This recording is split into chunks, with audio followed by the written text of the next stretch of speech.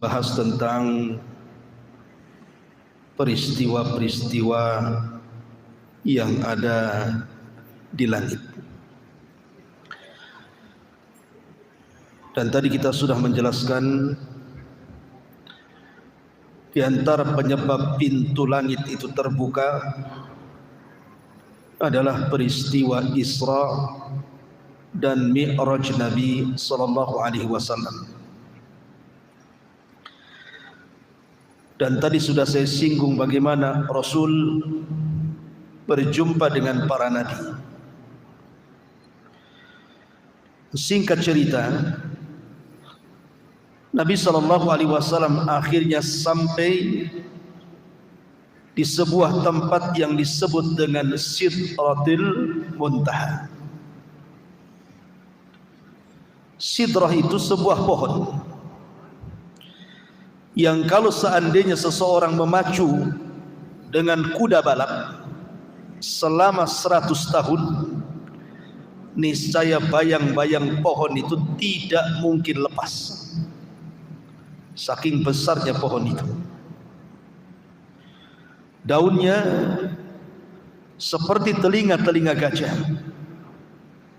dan buahnya seperti tempat-tempat yang biasa orang-orang menyimpan kurma di situ. Artinya bahwa Sidratil Muntaha itu adalah akhir daripada seluruh ilmu makhluk-makhluk Allah Azza wa Jalla. Karena di atasnya tidak bisa dijangkau makhluk kecuali Allah Subhanahu wa taala. Disinilah Nabi sallallahu alaihi wasallam mendapatkan syariat salat. Makanya sering saya katakan bahwa salat itu ibadah mulia.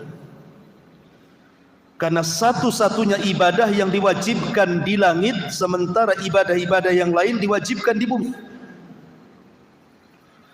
Salat itu ibadah yang kewajibannya tanpa ada perantara antara Allah, malaikat dengan Rasul, tapi langsung Allah kepada Rasul. Bahkan salat menjadi rukun kedua setelah syahadatain. Bahkan penentu semua amal. Kalau baik solatnya maka dianggap baik semua amalnya. Kalau buruk solatnya maka dianggap buruk semua amalnya. Bahkan di akhirat, amalan yang pertama kali dihisab oleh Allah Subhanahu wa ta'ala. Lah di atas langit inilah Nabi SAW banyak diperlihatkan. Pertama, Jibril. Rasul melihat bentuk Jibril dalam bentuk asli kedua kalinya. Yang pertama saat Nabi SAW mendapatkan wahyu di Gua Hira. Setelah itu baru Nabi SAW diperlihatkan bentuk Jibril yang sedang duduk di antara langit dan bumi.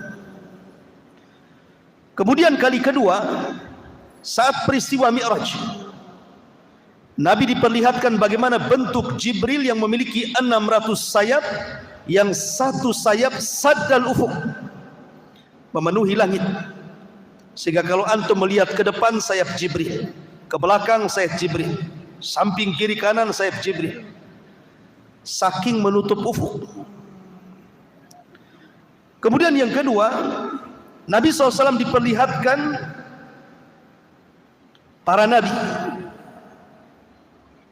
Kemudian yang ketiga, termasuk Nabi SAW diperlihatkan Baitul Ma'mur. Baitul Ma'mur itu Ka'bahnya para malaikat. Satu hari, kenapa Allah Subhanahu wa ta'ala ciptakan Baitul Ma'mur untuk para malaikat? Begini ceritanya. Jadi ketika Allah Subhanahu wa ta'ala hendak menciptakan Adam, apa malaikat mengatakan, ataj'alu man yufsidu fiha wa yasfiku ad-dima wa nahnu nusabbihu bihamdika wa nuqaddisu lak. Qala inni a'lamu ma la ta'lamun. Ya Rabb, apakah engkau akan menciptakan makhluk yang merusak bumi, menumpahkan darah, sementara kami makhluk yang senantiasa bertasbih kepadamu? dan memuji kamu. Seolah-olah malaikat mengatakan, ginilah ya Rabb, sudahlah, tak perlu kau ciptakan Adam itu. Kalau tujuannya hanya merusak bumi, menumpahkan darah, biar kami yang menghuni bumi. Biar tidak ada pertumpahan darah lagi, tidak ada yang merusak bumi lagi. Biar kami yang menghuni bumi, kami yang akan bertasbih, beribadah siang malam setiap detik kepadamu. Melihat semangatnya malaikat dalam rangka beribadah kepada Allah Azza wa Jalla, di sini Allah Subhanahu wa taala ciptakan Baitul Ma'mur supaya malaikat itu punya tempat ibadah khusus. Bagi manusia disebut Ka'bah, bagi malaikat disebut Baitul Ma'mur, Ka'bahnya para malaikat. Karena semangatnya mereka, Allah ciptakan Baitul Ma'mur. Maka malaikat pun memiliki Ka'bah sendiri. Kata Imam Ibnu Katsir rahimahullahu ta'ala dalam kitab Bidayah wa Nihayah, Baitul Ma'mur, Ka'bahnya malaikat ini kalau jatuh, maka menimpa Ka'bah yang ada di bumi. Jadi satu garis lurus ke atas antara Ka'bahnya malaikat Baitul Ma'mur dengan Ka'bahnya manusia. Menurut Imam Ibnu Katsir dalam kitabnya Bidayah wa Nihayah. Lah setiap hari Rasul diperlihatkan bagaimana malaikat masuk ke Baitul Ma'mur itu jumlahnya 70.000 masuk ke Baitul Ma'mur. Di situ mereka tawaf, beribadah kepada Allah Azza wa Jalla satu hari saja. Habis itu mereka keluar dan tidak pernah kembali. Kemudian esok harinya datang malaikat yang baru dengan jumlah yang sama, 70.000. Kemudian tawaf satu hari, kemudian keluar dan tidak pernah kembali. Kemudian Allah ciptakan malaikat yang sama jumlahnya masuk lagi ke Baitul Ma'mur, dan begitulah setiap harinya. Anda bisa bayangkan berapa jumlah malaikat? Banyak sekali. Kalau setiap hari 70.000 malaikat masuk ke Baitul Ma'mur kemudian keluar tidak pernah kembali, besoknya masuk lagi 70.000 malaikat dan tidak pernah kembali. Wa ma ya'lamu junuda rabbika illahu wa ma huwa illa dzikra lil bashar. Tidak ada yang tahu jumlah para malaikat kecuali Allah. Kalau itu adanya, malaikat wa yaf'aluna ma yu'marun, tidak pernah bermaksiat apapun yang Allah perintahkan. Seandainya seluruh manusia kufur, tidak mungkin mengurangi kekuasaan Allah. Sudah ada para malaikat yang ibadah. Sebagaimana kalau semua manusia beriman, tidak pernah menambah kekuasaan Allah sedikit pun. Ma'asyiral muslimin yang dimuliakan Allah Azza wa Jalla, termasuk Nabi sallallahu alaihi wasallam diperlihatkan Nahrul Kautsar. Nahrul Kautsar itu artinya telaga Al-Kautsar, di mana alirannya sampai ke Sidratil Muntaha. Kata Nabi SAW, aku melihat ada dua aliran, ada 4 aliran, 2 zahir dan 2 batin. Adapun yang batin di sorga, adapun yang zahir di dunia, maksudnya Sungai Efrat dan Sungai Nil. Dulu asalnya air itu dari sorga, asalnya. Sebagaimana Adam kan asalnya dari tanah, anak cucunya kan bukan dari tanah. Jin asalnya dari api, anak cucunya bukan dari api. Sama Efrat dan juga Nil asal airnya dari sorga. Habis itu ya tercampur air dunia lah kan itu. Artinya bahwa Rasul diperlihatkan itu di mana? Di langit sana. Termasuk Nabi SAW diperlihatkan sorga dan neraka. Di antaranya Nabi SAW masuk ke dalam sorga.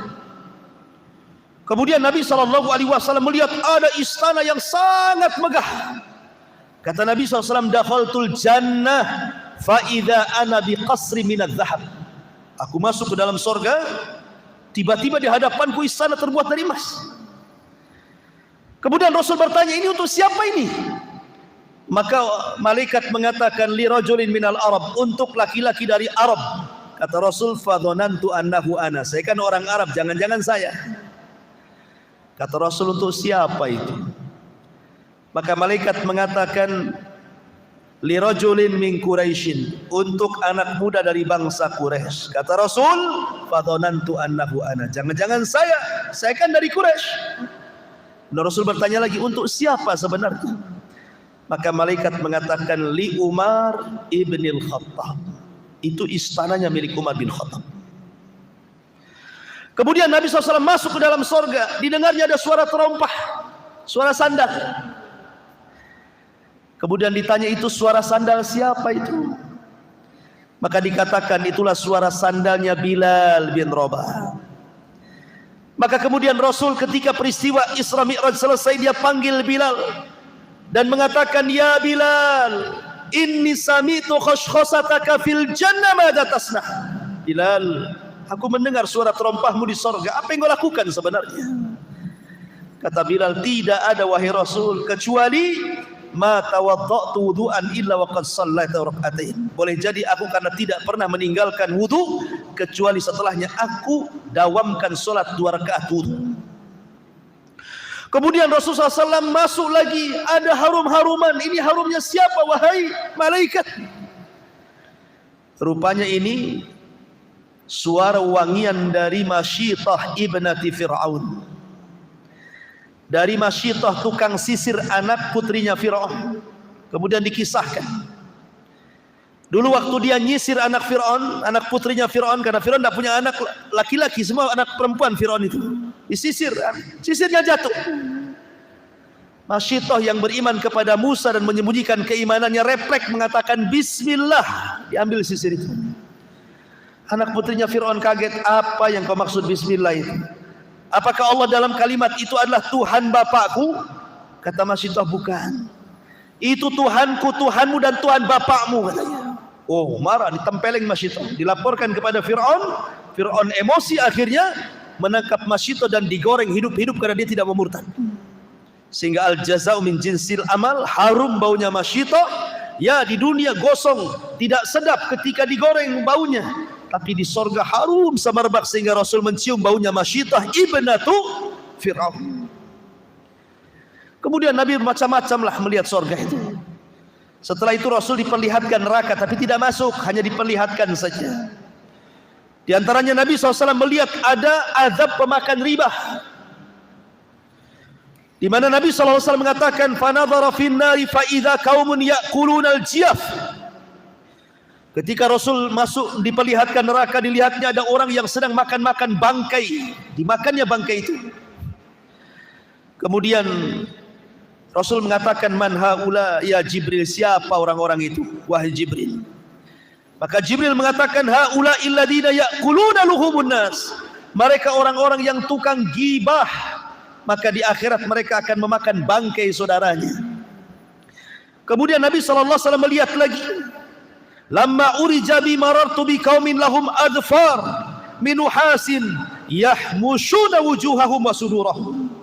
Diperlihatkan sebuah kaum yang kuku-kukunya panjang dari kuningan, kemudian dicakar-cakar muka dan dadanya sehingga terlepas antara daging dan tulangnya. Kemudian Rasul mengatakan, siapalah itu wahai Jibril, azabnya kok ngeri sekali?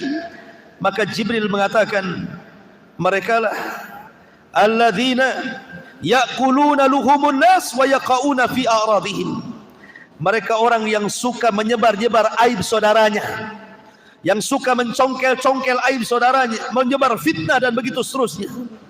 Termasuk juga kata Rasul, ra'aitu lailata usriya birijalan tuqradu shifahuhum bimaqarid minna.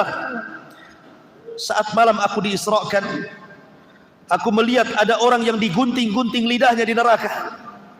Kemudian aku katakan, ya Jibril, siapa mereka itu? Kok ada gunting api menggunting-gunting lidahnya? Maka Jibril mengatakan, haula al-khutaba'u min ummatika ya'muruna an-nas bil birri wa yansawna anfusahum wa hum yatluna al-kitab afala ya'qilun. Mereka para pendakwah dari umatmu. Mereka pandai menyuruh manusia kepada kebaikan, tapi mereka melupakan diri-diri mereka sendiri. Maka mereka adalah khutbah, ahli khutbah yang menyebar fitnah di tengah-tengah manusia. Dan begitu seterusnya. Termasuk Rasul diperlihatkan makanan penduduk neraka zakum, yang Allah katakan, inna syajarataz zakum ta'amun asim. Di mana syajarataz zakum itu keluar dari dasar jahim, di mana buahnya seperti kepala-kepala setan. dan itu adalah pohon yang dilaknat, di mana kalau dimakan akan menghancurkan tenggorokan dan perut, karena memang zakum terbuat dari api, na'udzubillah. Ma'asyiral muslimin yang dimuliakan Allah Subhanahu wa taala. Inilah di antara peristiwa-peristiwa langit dalam peristiwa Isra Mi'raj. Kemudian di sana ada peristiwa langit yang lainnya. Ketika Allah Subhanahu wa taala berfirman di dalam Al-Qur'anul Karim, hatta idza fuzzi'a an qulubihim qalu madza qala rabbukum qalu al-haqq wa huwal aliyyul kabir. Dalam surah As-Saba 23. Sehingga apabila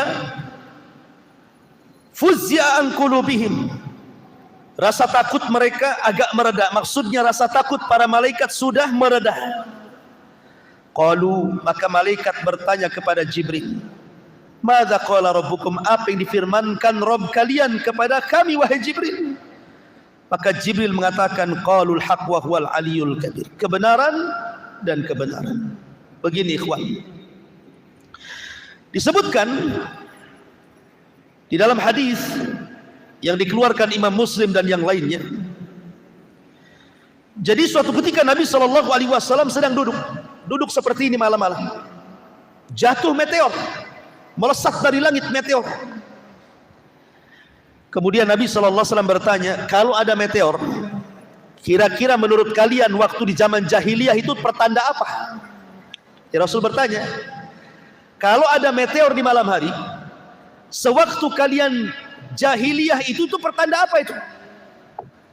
Maka para sahabat mengatakan, kalau seandainya meteor jatuh pada zaman jahiliyah, maka mereka mengatakan boleh jadi wulidal lailata rajulun azim au mata rajulun azim. Boleh jadi malam itu mati orang yang mulia atau hidupnya orang yang mulia, lahirnya orang yang mulia atau matinya orang yang mulia. Kata Nabi SAW, bukan. Meteor itu bukan lahirnya orang yang kelak akan menjadi orang besar atau matinya orang yang dianggap besar. Kemudian Rasul menjelaskan, fa innaha yurma biha, karena sesungguhnya meteor itu dilemparkan lisyayat, syuhuban lisyayatin, itu dalam rangka melempar-lempar dengan mata api itu setan-setan yang berusaha langit, naik ke langit. Kemudian Rasul mengatakan, apabila Allah Subhanahu wa taala memerintahkan kepada para malaikat, kita tahu bahwa bumi ini dan langit serta alam semesta Allah yang ngatur, Allah yang ciptakan, Allah yang kuasai. Tetapi aturan-aturan Allah itu dipegang oleh para malaikat. Seperti menurunkan hujan, Allah perintahkan turunkan hujan, maka malaikat akan turunkan hujan. Buat gempa, maka malaikat buat gempa. Buat tsunami, maka malaikat buat tsunami. Gunung meletus, maka malaikat buat gunung meletus. Tumbuhkan tuh di ladang, di sawah, maka malaikat akan menumbuhkan atas perintah Allah. Makanya ada hadis dalam Sahih Muslim atau Sahih Bukhari kalau tidak salah, di zaman Bani Israel ada orang yang jalan di kebun, tiba-tiba ada awan hitam di atas kepalanya. Tiba-tiba di balik awan itu ada suara iski hadiqata fulan, hujani kebunnya si fulan. Anak muda yang berjalan di pematang ladang ini kaget, kok ada suara di balik awan, dan mengatakan hujani kebun si fulan. Diikuti awan itu sampai akhirnya awan itu persis di bawah kebun si fulan, tiba-tiba menghujani kebun itu. Anehnya yang lain tidak kehujanan, kebun sapetak itu saja dihujani. Kemudian awan ini pergi. Kemudian orang ini heran, ditunggu siapa pemiliknya. Ketika datang pemiliknya ditanya, apakah engkau yang punya kebun? Ya. Namamu siapa? Dia mengatakan fulan ibn fulan. Kaget, loh, kok persis seperti nama yang disebut di balik awan itu. Kemudian orang ini mengatakan, apa yang kau lakukan dengan kebunmu ini? Maka dia mengatakan, aku kalau panen aku buat 3. Sepertiga aku kembalikan ke ladang, sepertiga aku sedekahkan, dan sepertiga untuk keluargaku. Oh, artinya sedekah itu membawa rizki. Artinya yang membawa awan ini siapa? Malaikat. Jadi Allah Subhanahu wa taala kalau memerintahkan sebuah perkara, apa kata Rasul? Maka Allah akan membuat suara seperti rantai besi yang dipukul-pukulkan ke batu yang sangat keras. Dan itu suara gemerincing yang membuat para malaikat satu langit pingsan. Tidak ada yang siuman. Semua dibuat pingsan oleh Allah Azza wa Jalla. Baru setelah kemudian semua malaikat yang di langit pingsan, yang pertama kali siuman siapa? Jibril. Karena tidak boleh ada yang boleh mendengar bagaimana Allah mewahyukan kepada Jibril kecuali Jibril. Sebab kalau semua dengar, apa fungsi Jibril? Ya. Bukankah Jibril dimuliakan karena mendapatkan wahyu? Maka Jibril dipanggil oleh Allah Azza wa Jalla, kemudian ditugaskan, ya Jibril, buatlah ini, sampaikan kepada seluruh malaikat. Maka selesai kemudian Allah berfirman kepada Jibril, semua malaikat dari mulai langit pertama sampai ke malaikat yang memegang arsy Allah, memikul arsy Allah, semua siuman. Maka Jibril turun pertama ke malaikat pemikul arsy. Kemudian para malaikat pemikul arsy mengatakan, "Madza qala rabbukum ya Jibril?" Apa yang difirmankan Rabb kami? "Madza qala rabbuna ya Jibril?" Apa yang difirmankan Rabb kami untuk kami wahai Jibril? Maka Jibril mengatakan ini. Maka semua malaikat di arsy bertasbih semuanya. Semua bertasbih. Ingat, malaikat arsy itu difirmankan oleh Allah Subhanahu wa taala, "Wa yahmilu arsya rabbika fawqahum yawma idzin samaniyah." Malaikat pemikul arsy itu jumlahnya 8. Bukan 8 malaikat, kata Ibnu Abbas, arti 8 di sini 8 saf. Yang satu saf itu tidak ada yang tahu kecuali Allah jumlahnya. Yang satu malaikat pemikul arsy itu kakinya sampai ke dasar bumi. Badannya menjulang ke langit pertama, kedua, ketiga, keempat sampai ketujuh. Bahunya baru memikul arsy. Makanya Nabi SAW ketika mensifati malaikat pemikul arsy itu, antara daun telinga sampai ke bahu masirata 700 amin, perjalanan 700 tahun. Antara lehernya ini 700 tahun perjalanan. Saking tinggi besarnya malaikat pemikul arsy itu. Itu semua bertasbih ketika mendengar perintah titah Allah Subhanahu wa taala. Kemudian Jibril turun ke langit ke-7 memberitahu titah perintah Allah. Semua malaikat di langit ke-7 bertasbih. Begitu juga langit ke-6, ke-5, ke-4, ke-3, ke-2 sampai pertama. Kata malaikat yang di langit pertama, "Madza qala rabbuna ya Jibril?" Apa yang diperintahkan Rabb kami kepada kami wahai Jibril? Kata Jibril, perintah ini. Semua malaikat bertasbih langit pertama. Disinilah terjadi pencurian dengar. Di langit pertama, ketika Jibril memerintahkan malaikat di langit pertama untuk melakukan sesuatu di alam semesta, di bumi dan langit, ini di bawah itu ada pos-pos jin. Jadi jin itu naik dari bumi ke langit, tapi di bawah langit, bukan di atas langit. Jin-jin ini mencuri dengar apa yang diomongkan Jibril kepada malaikat di langit pertama itu. Kalau dia dapat satu kalimat, maka kalimat itu akan disampaikan kepada jin yang di bawahnya, yang di bawahnya, yang di bawahnya, yang di bawahnya. Kayak orang panjat pinang, taulah kayak gitu ya. Sampai kepada jin yang ada di bumi. Lah jin yang ada di bumi ini kalimatnya sudah bertambah. Jin yang ada di langit cuman satu kalimat, sampai jin yang ada di bumi menjadi 100 kalimat. Jadi 99 dusta, hanya satu yang benar. Baru jin yang di bumi inilah terjadi bisnis dengan para dukun, paranormal, para peramal, bomo dan yang semacamnya. Akhirnya menghabar, beritakan kepada mereka, terjadilah jual beli antara jin yang ada di bumi dengan para dukun itu. Makanya dukun itu para pendusta. Karena yang dihabarkan jin itu dari 1000 habar, 999 hoax, yang satu benar. Kemudian dukun menyampaikan kepada kita, yang satu benar, 999 dusta. Artinya jin membohongi dukun, dukun pula membohongi kita. Itu silsilah tipu menipu namanya. Kita ditipu dukun, dukun pula ditipu jin. Makanya mereka itu terkenal para pendusta, jangan dibenarkan. Kalaupun benar, itu yang benar tuh. Tapi 99% semuanya dusta. Ma'asyiral muslimin yang dimuliakan Allah Azza wa Jalla. Itulah kejadian peristiwa langit, di mana Allah Subhanahu wa taala memerintahkan para malaikat untuk ditugaskan lewat Jibril sampai kepada peristiwa pencurian dengar jin kepada perintah Allah lewat malaikat Jibril langit pertama. Kemudian peristiwa yang lain di langit itu, peristiwa nuzulul Quran, turunnya Al-Quran. Turunnya Al-Quran itu sebenarnya, pertama Allah memerintahkan kolam untuk mencatat Al-Quran, kemudian diletakkan di Lauhil Mahfuz. Yang kedua, di malam Lailatul Qadar, Quran itu turun, tidak langsung ke bumi. Kemana? Ke Baitul Uzzah. Di langit pertama ada tempat namanya Baitul Uzzah. Disitulah Al-Quran 30 juz disimpan. Sebelum turun ke bumi diangsur-angsur sampai 23 tahun baru sempurna 30 juz. Dan di malam Lailatul Qadar, para malaikat turun dari langit ke bumi, jauh jumlahnya lebih banyak dibandingkan kerikil yang ada di permukaan bumi.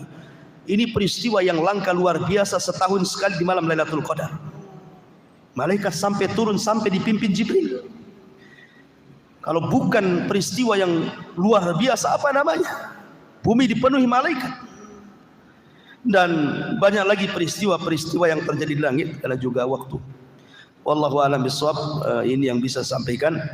Mudah-mudahan ada manfaatnya. Insyaallah kita berjumpa di kesempatan. Subhanakallah bihamdika, asyhadu an la ilaha illa anta astaghfiruka wa atubu ilaik. Allahu ta'ala alam. Assalamualaikum warahmatullahi wabarakatuh.